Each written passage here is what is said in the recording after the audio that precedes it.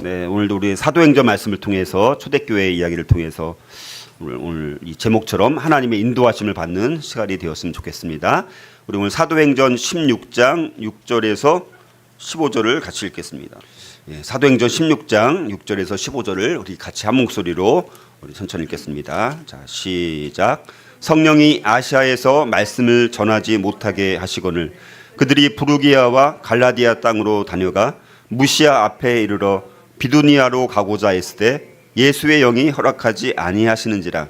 무시아를 지나 드로아로 내려갔는데 밤에 환상이 바울에게 보이니 마게도냐 사람 하나가 서서 그에게 청하여 이르되 마게도냐로 건너와서 우리를 도우라 하거늘 바울이 그 환상을 보았을 때 우리가 곧 마게도냐로 떠나기를 힘쓰니 이는 하나님이 저 사람들에게 복음을 전하라고 우리를 부르신 줄로 인정함이로라. 우리가 드로아에서 배로 떠나 사모드라게로 직행하여 이튿날 네아폴리로 가고 거기서 빌립보에 이르니 이는 마게도냐 지방의 첫 성이요 또 로마의 식민지라. 이 성에서 수일을 유하다가 안식일에 우리가 기도할 곳이 있을까 하여 문 밖 강가에 나가 거기 앉아서 모인 여자들에게 말하는데 두아디라시에 있는 자색 옷감 장사로서 하나님을 섬기는 루디아라 하는 한 여자가 말을 듣고 있을 때 주께서 그 마음을 열어 바울의 말을 따르게 하신지라. 그와 그 집이 다 침례를 받고 우리에게 청하여 이르되 만일 나를 주 믿는 자로 알거든 내 집에 들어와 유하라 하고 강권하여 머물게 하니라. 아멘. 예. 자, 오늘은 우리 하나님의 인도하심이라는 주제를 가지고 우리 사도행전 16장 6절에서 15절 지금 2차 선교 여정 가운데 있습니다. 2차 선교 여정 가운데 있는 상황인데요. 자, 우리가 지난번 살펴봤던 사도행전 6장 1절에서 5절 이 5절까지 내용을 봤을 때는 더베와 루스드라에서 거기서 디모데를 동역자로 삼게 되어지고 이제 2차 전도 여정을 본격적으로 시작을 하게 되는 우리 바울의 일행. 지금 바울의 일행은 누가 있습니까? 사도 바울과 실라 그리고 디모데도 참여한 상태. 지금 3명의 이제 이 일행이 지금 2차 선교 여정을 진행을 하고 있는데, 자, 그런데 이제 계속해서 원래는 2차 선교 여정을 떠났던 목적 중에 하나가 1차 선교를 했던 지역들을 돌아보는 것이 원래 목적이었잖아요, 그렇죠?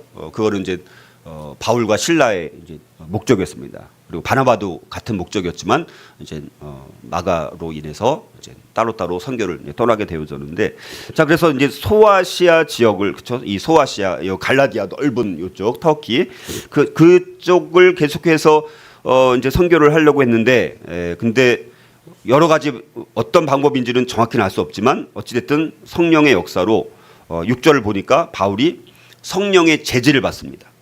그래서 이 소아시아로 갈 수가 없게 되어져요.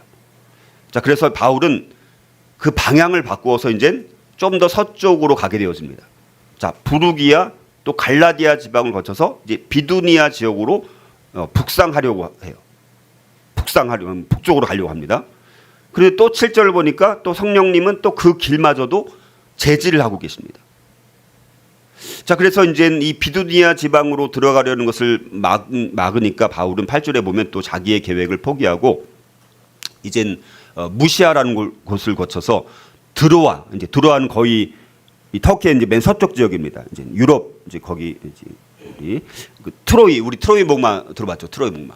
여기 드로아라는 곳이 트로이, 옛날 트로이 목마 때 나오는 그 트로이가 드로아예요. 자, 그래서 자, 드로아로 가는 방향을 택하게 되었습니다. 그리고 드로아라는 곳에서 이제 하나님의 뜻을 거기서 기다리게 되어집니다.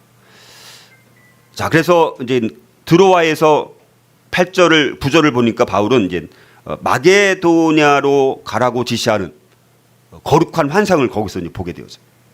그래서 이제 바울과 그 일행은 결국 이제 유럽의 첫 성이라고 할 수 있는 빌립보까지 이르게 되어집니다. 자, 이런 여러 가지 일련의 과정에서 초자연적인 사건들이 일어나게 되어지는데 바울의 이 복음 전도 사역에 하나님의 주권적인 인도하심이 개입되고 있다라는 사실을 너무나 잘 보여주는 거예요. 그러니까 지금 2차 선교 여정은 딴 선교보다도 더 특별한 하나님의 인도하심이 이제 분명히 있는 거예요. 하나님의 개입하심이 있는 것이죠. 그래서 이제 6절에 성령이라는 말씀이 나오고 7절에 예수의 영이 나오고 10절에 하나님이라는 이런 이제 누가 주도하는지, 그래서 이방 전도에 나타나는 하나님의 사역을 기록하면서 전도의 주체가 특별히 이제 삼위일체 하나님이시라는 것을 분명히 이제 보여주고 있는 것을 보게 되어집니다. 그렇죠?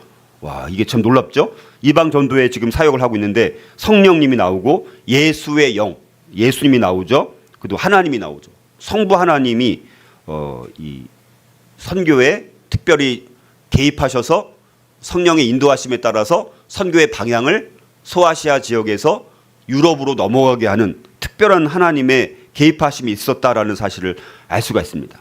그래서 우리가 오늘 말씀을 통해서 하나님의 인도하심이 그러면 어떻게 진행되는지, 우리가 이게 너무나 분명히 나와 있는 본문입니다. 그래서 오늘 우리의 삶의 자리, 또 우리 교회 공동체가 예배 처소를 옮기는 과정 속에서도 이런 하나님의 인도하심을 끝까지 더 받아야 되는 거예요.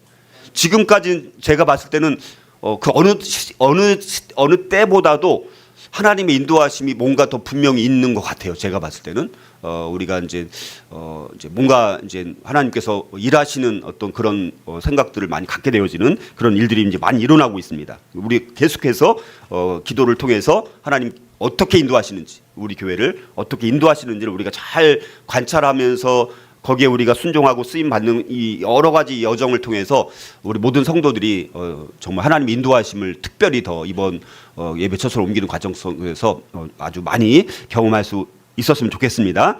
그래서 이런 과정을 통해서 하나님의 인도하심을 어떻게 받아야 되는지, 그리고 중요한 결정들을 할 때 어떻게 결정해야 되는지, 어떻게 결론을 내려야 되는지, 이런 것들을 우리가 함께 살펴보는 시간이 되었으면 좋겠습니다. 자, 초대교회 이야기 이제 79번입니다. 79번은 이제 드로아에서의 환상이 이제 일어나게 되었습니다. 드로아, 그 트로이 목마의 그 트로이, 그 드로아에서 환상을 이제 보게 되었습니다. 그래서 건너와서 우리를 도우라, 이런 이제 환상을 보게 되었습니다. 그래서 이제 선교에 굉장한 전환점이 일어나게 되었죠. 소아시아 지역을 중심으로 선교가 일어났던 것이 이제 유럽을 이제 선교하게 되면서 이게 기독교 역사를 완전히 바꾼 사건이에요. 만약에 여기서 빌립보로 넘어가지 않고 계속 소아시아 지역에서만 선교가 주로 이루어졌다면 교회 역사는 완전히 바뀌었을 것 같아요. 유럽 중심의 이런 기독교 문명이 아니라 다른 식의 어떤 역사가 일어났을 것 같아요. 그래서 이제 부르기아, 이제 갈라디아, 그다음에 무시아를 거쳐서 이제 드로아, 이제는 이 터키의 거의 서쪽 지역까지 이제 가게 되어집니다. 자, 그래서 그러면 하나님의 인도하심은 어떻게 우리가 진행되어야 되냐, 오늘 우리 네 가지를 함께 묵상하고자 합니다. 첫 번째는 하나님의 인도하심은 여러 가지를 종합해서 결론 내려야 돼요. 어느 한 포인트만 갖고 결론 내리는 것이 아니라 여러 가지를 종합해서 결론을 내려야 된다는 것입니다. 자, 성령님이 이 바울과 또 그의 일행에게 말씀하실 때 어떤 방법으로 말씀하셨는지를 우리가 정확히는 알 수 없지만 뭐 여러 예언이나 환상, 뭐 내적인 확신, 뭐 여러 가지 이런 하나님의 뜻을 알 수 있는, 그러나 그것이 반드시 사람의 소리처럼 반드시 알아들 수 있는 목소리가 아닌 경우도 많아요. 그렇게 하면 너무 좋겠죠. 물론 어떨 때는 너무 분명하게 하나님께서 분명히 음성으로 말씀하신 적도 있어요. 그러면 이제 너무 명확하니까 결정하기가 쉽지만 그런 경우는 많지는 않아요. 우리 인생 가운데, 우리 신앙 생활 속에서 그럴 때 우리가 이제 여러 가지 방법으로 하나님께서 인도하신다라는 것을 알고 있는 게 중요합니다. 그래서 바울과 그 동료들의 체험에는 그래서 하나님의 인도에 대한 몇 가지 중요한 원리들이 여기 잘 예시되어 있는 것을 볼 수 있습니다. 그래서 하나님은 여러 요소들의 결합에 의해서 일정한 기간에 걸쳐서 바울 일행을 계속해서 인도하셔가지고 바울과 실라, 디모데, 또 중간에 누가도 합류합니다. 그 누가복음의 저자 누가. 요 네 명의 요 2차 선교 여정의 핵심 인물들 가운데 이제 하나님께서는 인도를 해주신 거예요. 환상을 보기도 하고 또 성령께서 인도하신다는 것을 네 명이 같이 느끼기도 하고 또 여러 가지 이런 과정들을 통해서 이거는 이렇게 가는 것이 하나님 인도하심이야라는 것을 서로 이제 결론을 내리게 되어지는 과정이 이렇게 이제 진행이 되는 것입니다. 근데 하나님의 인도하심은 어떨 때는 모든 것이 긍정적인 걸로 인도해 주시지가 않아요.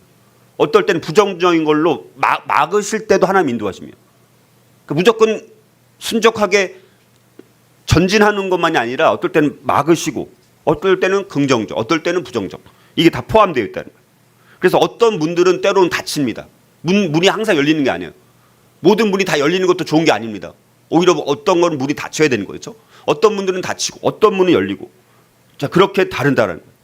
그래서 어떤 길에 대해서는 가지 말라고 하시고 또 어떤 다른 길에 대해서는 가라고 또 명하실 때가 있다는 거예요. 선교 역사 가운데 여기 몇 명의 이제 아주 위대한 우리 선교사들이 나오는데 데이비드 리빙스턴 같은 경우는 원래 중국으로 선교를 가려고 했어요. 하나님께서 막으신 거예요.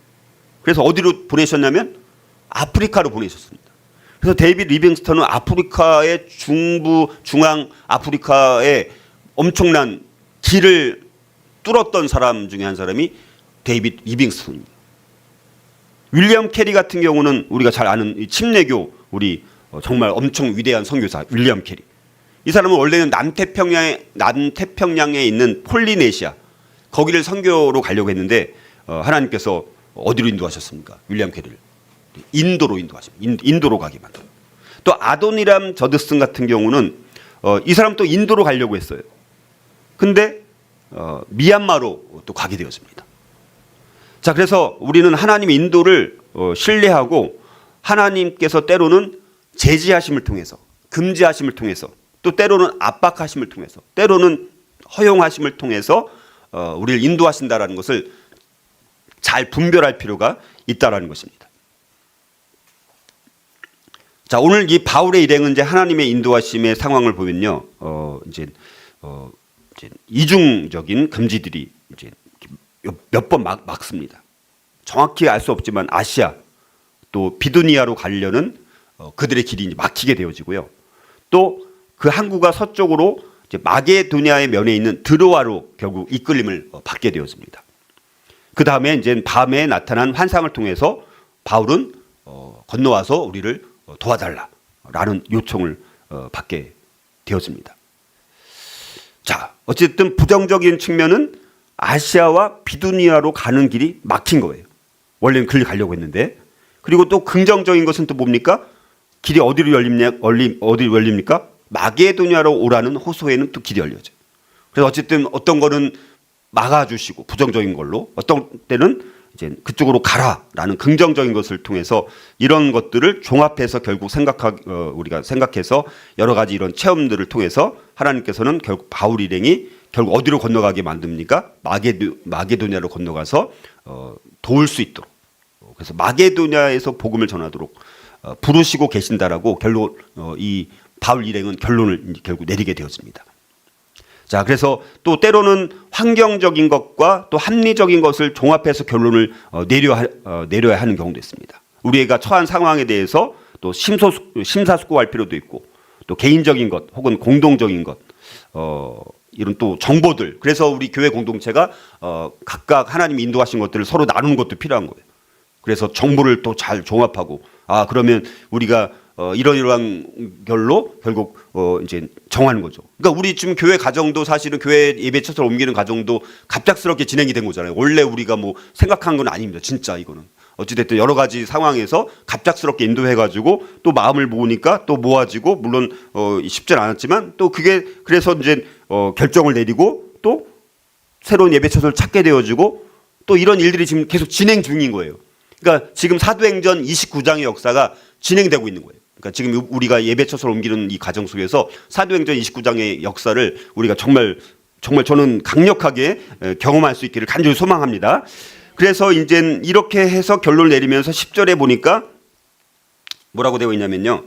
맨 뒤에 보니까 거기에 복음을 전하라고 우리를 부르신 줄로 뭐라고 나와 있습니까? 인정함이로라. 인정함이로라. 자, 그래서 이제 여러 가지 그 마게도냐로 건너가는 게 정말 맞냐 안 맞냐 이런 생각들이 있었을 거 아니에요. 다 바울도 그렇고 실라도 그렇고 디모데도 그렇고 누가도 그렇고 그렇게 있었을 때 근데 이런 여러 가지 상황들 다 보니까 여기 인정한다라는 것은 한 마음으로 종합한 거예요. 여러 가지 이런 정보들, 자료들을 다 이제 추론해내서 어떤 결론을 내렸다는 거예요. 그러니까 이 4명의 바울의 일행은 한 가지만 놓고 결정한 게 아니라 그동안 있어 왔던 2차 선교 여정을 떠나는 과정부터 해갖고 이걸 다 한번 돌아봤을 거예요. 그리고 또 성령께서 깨닫게 해주신 것도 있고, 또 환상 가운데 그 마게도냐로 건너와서 우리를 도우라는 음성도 듣고, 그러니까 이런 걸 다 종합해 보니까 그래, 마게도냐로 건너가는 게 맞아. 그러면서 이제 배를 타고 유럽으로 이제 건너가게 되는 것입니다. 그래서 우리가 어떤 것을 하나님 인도하심을 잘 여러 가지 방식들을 잘 종합해서 결론을 내릴 필요가 있다라는 것입니다. 자, 두 번째로 그러면 또 하나님의 인도하심은 어떻게 또 진행되어야 될까요? 두 번째는요, 하나님의 인도하심으로 하나님의 뜻과 목적이 이루어져야 됩니다. 하나님의 인도하심을 받았어요. 근데 전혀 하나님의 뜻이 안 이루어지고 하나님의 목적이 안 이루어진다? 이거는 뭔가 또 문제가 있는 거잖아요. 그렇죠? 자, 그래서 이 복음 전파라는 것은 실제로는 하나님의 진도 계획에 따라 이루어지는 거예요. 궁극적으로는 바울이나 다른 사도들의 소관이 아니라는 거예요. 성령님이 그 일정과 여행 경로를 지금 정하시는 거예요. 특별히 2차 선교 여정은 더 그래요. 바울과 실라 또 디모데가 거기에 또 귀를 기울였다라는 것입니다. 그래서 오늘 6절 8절까지를 보니까 성령님께서 아시아에서 말씀을 전하지 못하게 하신다는 말씀을 우리가 보게 되어지죠. 그래서 바울과 실라가 경험을 통해 배웠던 것처럼 성령님은 그리스도인들을 올바른 곳으로 인도하십니다. 잘못된 곳으로부터 멀리 피해가게 하십니다. 우리가 하나님의 뜻을 추구할 때 하나님은 우리가 무엇을 하기를 원하시는지, 그리고 어디로 가기를 원하시는지를 우리가 아는 것이 우리가 중요합니다. 그러나 그것 못지않게 우리가 무엇을 하지 않기를 원하시는지도, 그렇죠? 어디로 가지 않기를 원하시는지도 아는 것이 중요한 거예요. 무조건 긍정적인 것만 있는 게 아니에요. 그러니까 부정적인 것도 때로는 그렇게 말씀하시는 것이 우리에게는 우리를 살리는 길인 것, 살리는 길이기도 될 수가 있다는 것입니다. 자, 그래서 오늘 또 9절 10절을 보니까 이 드로아에서 하나님께서는 거룩한 환상을 통해서 바울의 발길을 결국 유럽 쪽으로 이제 틀게 만든 거죠. 그래서 9절 10절 결국 이게 마게도냐 프로젝트라고 하는 거예요. 그러니까 마게도냐 프로젝트. 이 전환 이 선교의 여정을 완전히 틀어놓은 그 프로젝트를 마게도냐 프로젝트라고 하는 거예요. 자, 이 마게도냐 프로젝트에 관한 하나님의 주권적인 지시를 명확하게 말씀을 하고 있습니다. 자, 바울 일행은 드로아에서야 비로소 적극적인 이제 하나님의 인도함을 받게 된 거예요. 드로아까지 가기까지는 이 길이 맞나? 저쪽으로 가려고 했더니 또 이쪽으로 가라고 하고, 그래서 결국 드로아까지 오게 된 거예요. 그런데 드로아까지 오니까 거기서야 확실한 환상을 받게 되는 거예요. 그래서 그 환상을 받고 결론을 내리고 나니까 그 즉시로 배를 타고 이제 에게해를 건너서 마게도냐로 향하게 되었다라는 거예요. 그래서 이 바울은 성령의 강권적인 역사와 뜻에 순종해서 아시아에서의 전도에 발길을 돌려서 이제 환상을 보여준 그 마게도냐로 떠나기를 힘쓰게 되어집니다. 자, 그래서 바울 일행의 행동은 전적으로 하나님의 목적을 성취하겠다라는 확신에 차 있었어요. 자기 생각은 우리 그냥 소아시아로 가자. 우리 갔던 길 또 가지, 여기 바다 또 배를 타고 언제 또 거기가, 그냥 혹시 다음에 기회 있으면 가지, 이렇게 한 게 아닌 거예요. 하나님 인도하심이라는 걸 깨달으니까 순종하고 배를 타고 이제 유럽으로 넘어가게 되어진 것이죠. 자, 그래서 아시아, 부르기아, 갈라디아, 무시아, 그리고 비두니아, 자, 이런 모든 바울의 일행의 걸음을 성령님께서 막으신 것은 지금 그 상황에서는 뭡니까? 소아시아 지역, 지금 말씀드렸던 부르기아, 갈라디아, 무시아, 비두니아 이런 데를 선교하는 게 지금은 아니에요. 지금 바울의 여정은 지금 타이밍은 뭡니까? 하나님의 뜻은 뭐예요? 어디를 선교하는 거예요? 유럽을 선교하는 거예요. 그게 하나님의 뜻인 거예요. 하나님의 계획하심은 유럽 선교를 통해서 먼저 유럽에 복음이 증거되어지고 그 다음에 이제 다른 이제 대륙으로 이제 선교를 하는 것이 하나님의 뜻이었다는. 그건 하나님의 뜻이에요. 그건 몰라요. 거기까지는 다. 아무튼 그래서 하나님의 뜻은 바로 지금 타이밍은 그랬다라는 것이고요. 자, 그리고 여기서 참고로 이제 누가가 합류되는 상황입니다. 이게 누가가 여기서 아마 이 드로아 그 어디쯤에서 누가가 합류된 것으로 보여집니다. 그러니까 누가가 합류된 게 굉장히 중요한 사건이에요. 왜냐하면 누가가 합류되면서 2차 선교 여정의 모든 여정들을 누가가 뭘 기록했어요? 누가복음을 기록하고 사도행전을 기록했잖아요. 그러니까 누가는 처음부터 같이 했던 건 아니에요. 어찌됐든 드로아에서 바울 일행을 만나게 되어지고 거기서 이제 예수님을 이제 분명 알게 되어지고 거기서부터 이제 하나님 앞에 쓰임 받는 위대한 복음서의 저자, 사도행전의 저자가 되는 사람이 이제 누가입니다. 거기다가 이 누가는 또 어떤 사람이 원래 직업이 뭐예요? 의사. 그러니까 여러분들 선교 여정에서 몸이 아프거나 이런 일들이 많이 있어 없어요? 뭐 엄청나게 힘든 상황입니다.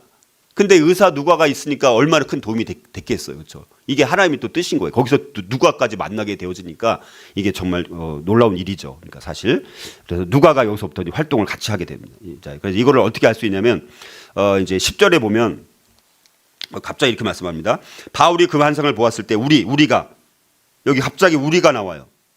그 다음에 곧 마게도냐로 떠나기를 힘쓰니 이는 하나님이 저 사람들에게 복음을 전하려고 우리를 부르신 줄로 인정합니다. 갑자기 우리라고 나옵니다. 여기 우리라는 걸 통해서 뭔가 여기 합류된 사람들이 바뀌고 있다는 것을 알 수 있어요. 그래서 이때 아마 이제 바울과 실라 처음에 출발할 땐 두 사람이 출발했어요. 그리고 이제 더베 루스드라에서 누구를 만납니까? 주님의 칭찬받는 제자 디모데를 만나죠.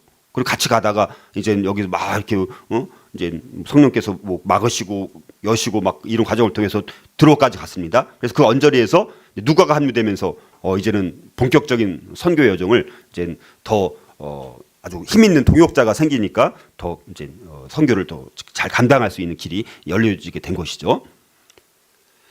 자, 그래서 이제는 2차 전도 여정 가운데 이제 처음에 출발했던 바울과 실라가 이제 바나바와 이제 마가가 이제 구브로로 가고 이제는 다시 1차 선교했던 지역을 떠나다가 이제 루스드라에서 이제 디모데를 만나게 되어지고 이제 드로아 언저리에서 누가를 만나고 이렇게 4명의 이제 바울의 일행이 2차 선교 여정을 이제 동행하게 되어집니다. 자, 그래서 드디어 이제 바다를 에게를 건너서 이제 첫 번째 항구가 어디냐? 네아폴리라는 곳에 도착을 합니다. 사모드라게라는 섬을 거쳐서 네아폴리 항구에 도착을 하게 되었습니다. 그래서 여기 이제 여기 드로아에서 사모드라게 섬을 거쳐서 첫 번째 항구 네아폴리에 도착하게 되어진 거예요. 그래서 여기 사도 바울이 유럽 최초로 도착한 항구가 바로 네아폴리라는 곳에 일단 도착합니다. 여기는 그러니까 항구 도시인 거예요. 그러니까 도착을 해서 이제 더 사람들이 많이 모인 곳으로 가야 되죠. 그게 이제 첫 번째 빌립보 성입니다. 거기까지 또 가게 된 거예요. 자, 그래서 초대교회 이야기 이제 82에서 85번은 이제 빌립보를 중심으로 한 전도 여정이 나오게 되어지고요. 초대교회 이야기 82번은 이제 빌립보에 드디어 도착하게 되었습니다. 자, 계속 아까 이제 두 번째 이어지는 내용인데요. 자, 바울 일행은 이제는 첫 번째 지역으로 어디를 도착하냐? 마게도냐의 첫 성이 어디냐? 빌립보입니다. 자, 그래서 이 누가는 바울의 2차, 3차 전도 여행 중에서 특별히 빌립보 사역을 굉장히 중요하게 기록하고 있는 것을 볼 수 있어요.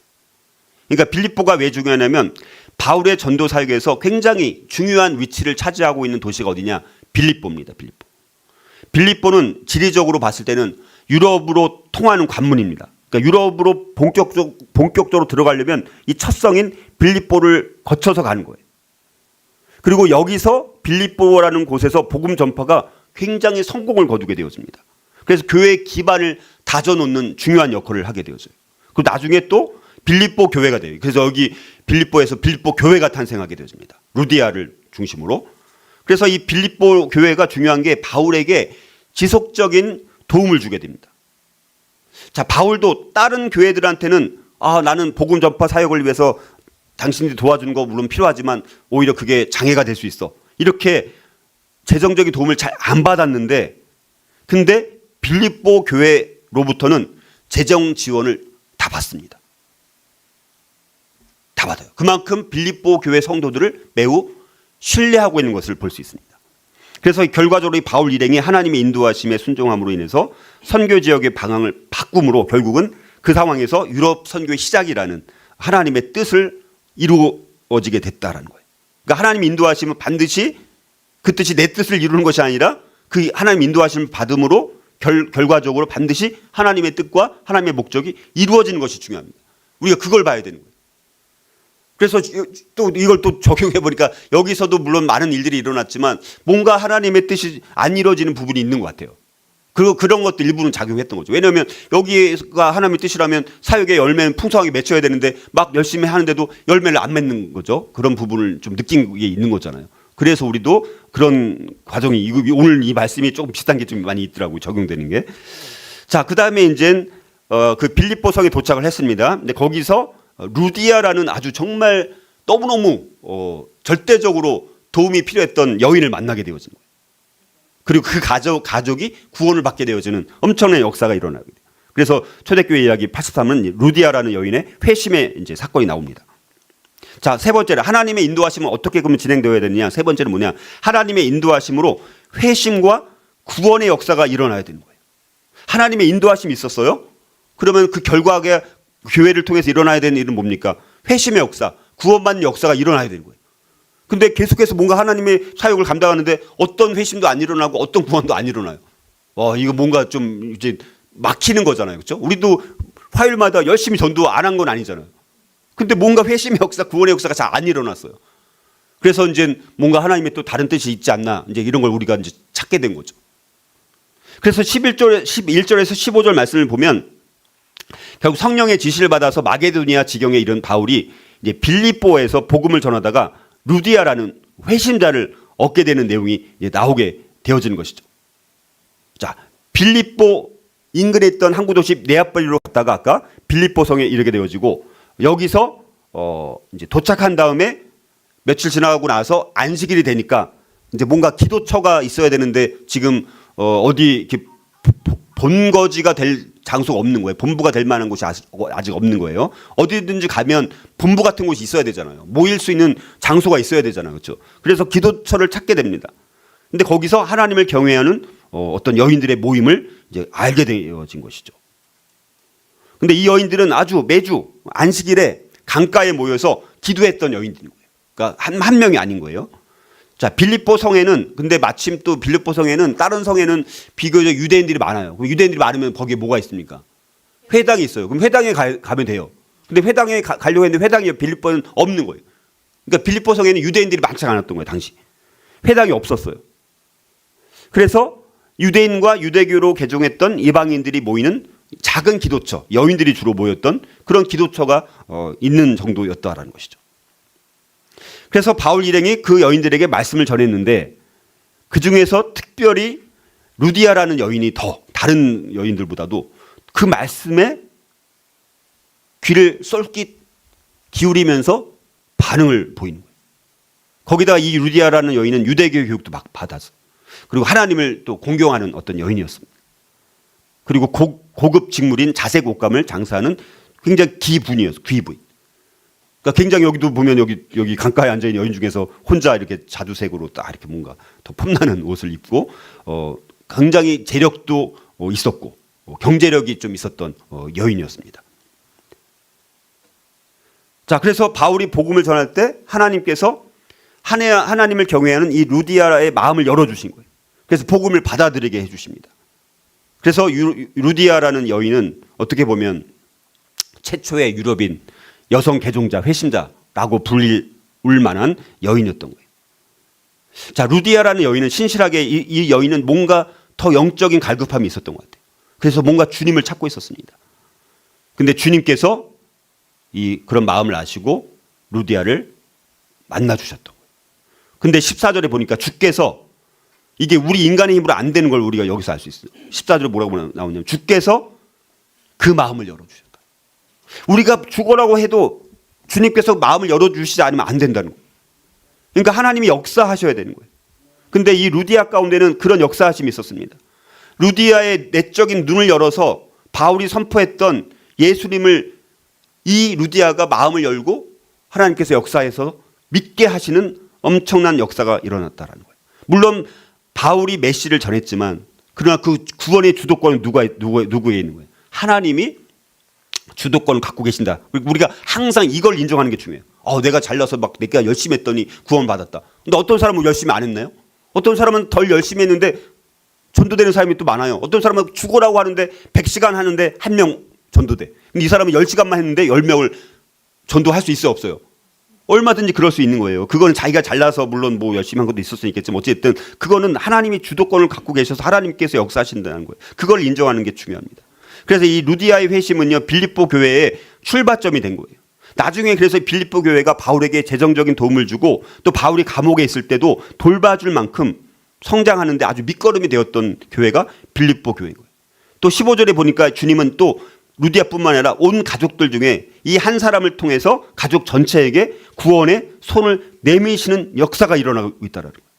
그 한 사람이 다른 식구들과 복음을 나누면서 하나님의 인도하심에 순종을 했더니 빌립보까지 가게 된 바울 일행은 주님께서 예비하신 루디아를 만나게 되어지고 그 가족을 만나게 되어지고 가족 전체가 구원받는 놀라운 역사가 일어나게 되는 것을 볼 수가 있다는 것이죠. 자, 그래서 오늘 우리의 삶의 자리에서도 하나님의 인도하심 가운데 우리가 있다라면 회심의 역사, 구원의 역사가 일어나기를 간절히 기도하면서 하나님께서 주권적으로 역사하셔서 저는 도구일 뿐입니다. 그냥 저를 사용해 주시면 감사합니다.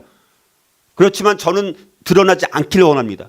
하나님이 주도권을 쥐고 주권적으로 역사해서 구원의 역사가 일어나게 해 주십시오. 이런 마음으로 기도하는 게 필요한 거예요. 우리가. 자, 그 다음에 마지막으로 그래서 하나님의 또 인도하심은 어떻게 진행되어야 될까? 마지막 결론적으로 하나님의 인도하심으로 여호와 이레의 하나님을 만나는 게 중요합니다. 여호와 이레 하나님. 아, 이게 이렇게 하셨구나. 이런 걸 깨달아야 돼요. 자, 그래서 바울과 동역자들이 복음을 증언할 때 루디아는 그들이 말하는 것을 듣고 예수님을 주님으로 믿었습니다. 믿고 나서 온 가족을 또 믿음에 이르게 했을 뿐만 아니라 이제는 뭡니까? 거기서 끝난 게 아니에요. 바울과 바울 일행을 강권해가지고 빌립보에서 사역을 하는 동안 그 바울 일행을 어디로 초대한 거예요? 자기 집으로. 루디아의 집으로 데리고 온 거예요. 제발 여기서 머물다 가십시오. 만약에 안 머물면 저 예수님 안 믿을게 다시 거꾸로 뭐 이렇게 협박했을 것 같아. 막 안 간다고 하면 예를 들어서 그래가지고 자기 집으로 와서 막 최대한 환대를 다 해줘. 그 루디아의 신실성과 회심의 진실성은 바울 일행의 선교사들이 결국 빌립보에서 사역하는 동안 자기 집을 마치 자기 자신 이 바울 일행의 집처럼 사용할 수 있도록 아주 기꺼이 환대했다라는 것을 보여주는 거예요. 자기 일상사를 깨뜨리는 일이죠. 자기 집에 이 4명의 이 사람들을 초대해서 거기서 필요한 걸 제공해 주는 거예요. 마치 뭐 숙박 시설 아니면 자기 집처럼 환대의 마음을 가지고 자기 집의 문을 활짝 열어서 대접해 주고 환대하고 있는 모습을 볼 수 있습니다.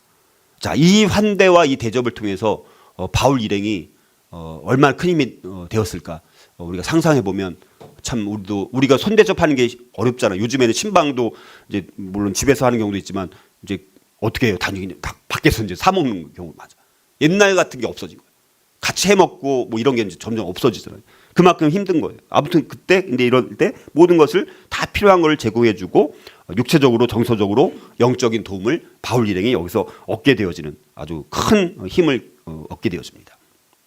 자, 그래서 우리가 이런 과정을 통해서 오늘날 우리가 이제 우리도 이런 일들을 잘 감당하는 우리 일들이 좀 있었으면 좋을 것 같고요. 아무튼 갈 바를 알지 못하고 이 2차 선교 여정을 이제 막고 또 하나님께서 계속 다른 길로 인도해 주셔서 결국 드로아를 거쳐서 이제는 네아폴을 거쳐서 빌립보까지 오게 해서 거기서 예비된 너무너무 귀한 하나님의 일꾼을 만나게 된 것입니다. 단순히 그냥 뭐 보조자로서 이 루디아가 도와준 게 아니라 아주 주도적으로 아주 긍정적으로 아주 적극적으로 도움을 주었던 것을 우리가 알 수가 있습니다. 그래서 이걸 계기로 결국 빌립보 교회가 여기서 탄생을 하게 되었습니다. 그래서 이 빌립보 교회가 아주 굉장히 중요한 게 다음 행선지가 어디냐면 데살로니가로 가거든요. 데살로니가로 갈 때 재정적인 도움을 주게 됩니다. 필요한. 그래서 빌립보서 4장 16절 빌립보서가 무슨 편지예요? 빌립보서. 바울이 로마 감옥에 있을 때 빌립보 교회에게 편지한 게 빌립보서잖아요. 그렇죠? 그게 이 빌립보입니다. 여기가. 거긴데 빌립보서 4장 16절에 보니까 데살로니가에 있을 때에도 너희가 한 번뿐 아니라 2번이나 나에 쓸 것을 보내오도다. 다음 행선지 가서 지금 뭐 재정이 바닥이 나서 아무것도 할 수 없는 상황에서 빌립보 교회에서 거기까지 이제 헌금을 보내준 거예요. 그래서 사역을 하는데 지장이 없도록 재정적인 도움을 주고 나중에 또 바울이 로마 감옥에 있을 때에도 막 헌금을 끝까지 보내주는 이런 일들을 참 많이 했던 것을 통해서 우리가 하나님의 인도하심을 한 걸음 한 걸음 순종하면서 나아가게 되면요, 이런 여호와 이레를 준비하시는 하나님을 만나는 경험. 우리도 지금 여기까지는 아직 아닌 것 같지만 우리가 이제 앞으로 남은 예배처소 옮기는 과정 속에서 우리가 또 그곳에서 또 다른 하나님의 여호와 이레 이런 루디아와 같은 아주 귀한 일꾼을 우리가 만날 수 있기를 정말 소망하면서 이 오늘 살펴본 사도행전 16장 우리 6절에서 이 15절 말씀에 이런 하나님 인도하심이 오늘 특별히 우리 교회 예배처소 옮기는 과정 가운데 남은 우리 여정 속에서도 아주 정말 충만히 있기를 바라고 저와 여러분들의 삶 가운데도 신앙 여정 가운데도 이런 하나님 여호와 이레의 손길을 아주 충만히 경험할 수 있기를 주의 이름으로 축복합니다.